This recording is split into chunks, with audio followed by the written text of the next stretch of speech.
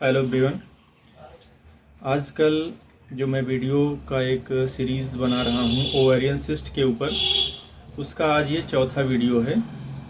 इसमें जो पेशेंट हमने लिया है वो 30 साल की एक महिला है जिनको इरेगुलर मेंस्ट्रुअल साइकिल है और इन्हें पेट में दर्द हो रहा है, लोअर एब्डोमेन में पेन हो रहा है और ब्लोटिंग की समस्या है, डकार आती है, पेट भरा भरा सा लगता है। ये इनकी समस्या है। इनको 2 बच्चे हैं जो कि नॉर्मल डिलीवरी से पैदा हुए हैं।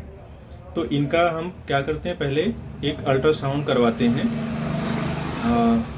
चाहे तो पूरे पेट का अल्ट्रासाउंड करवा सकते हैं या फिर जो है पेल्विक अल्ट्रासाउंड करा सकते हैं।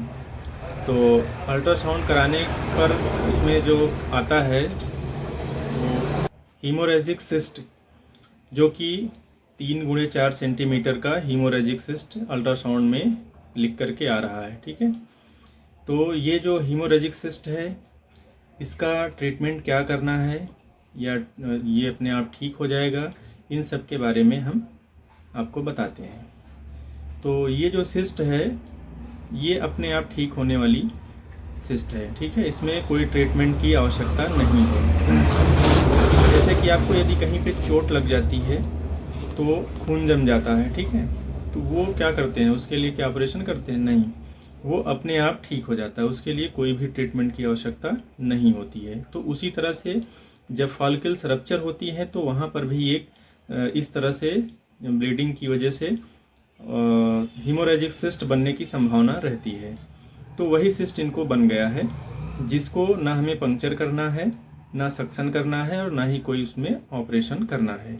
यदि दर्द हो रहा है तो एनाल्जेसिक मेडिसिन दे सकते हैं और कभी कभी क्या है, इन्फ्लेमेशन की वजह से फीवर भी आ जाता है तो एंटीपायरेटिक मेडिसिन जैसे पैरासीटामोल इनको दिया जा सकता है। अब इनका क्या है कि मेंस्ट्रुअल साइकिल इरेगुलर है, इसलिए इन्हें ओसीपीज की आवश्यकता है। इन्हें 3 महीने तक ओरल कॉन्ट्रासेप्टिव पिल्स दिया जा सकता है ताकि मेंस्ट्रुअल साइकिल को रेगुलर किया जा सके। 3 महीने बाद फिर से हम री अल्ट्रासाउंड जब कराएंगे तो इनका जो हीमोरेजिक सिस्ट बना है वो भी ठीक हो जाएगा और मेंस्ट्रुअल साइकिल भी इनकी तब तक ठीक हो जाएगी।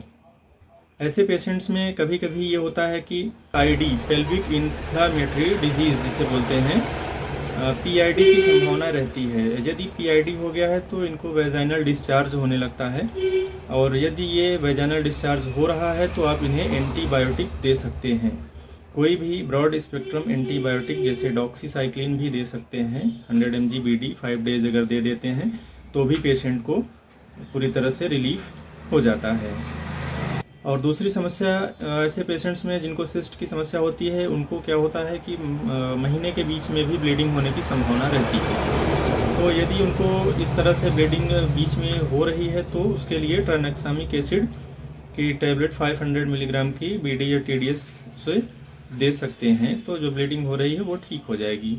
बाकी जो हीमोरेजिक सिस्ट है उसके लिए कोई ट्रीटमेंट देने की आवश्यकता नहीं है। आपको सिर्फ सिम्टोमेटिक ट्रीटमेंट करना है। जैसे दर्द हो रहा है तो एनाल्जेसिक मेडिसिन, बुखार के लिए पैरासीटामोल, और जो गैस्ट्राइटिस है तो उसके लिए भी जो है आप रेनडेडिन या कुछ भी दे सकते हैं, जो भी आपकी मर्जी हो।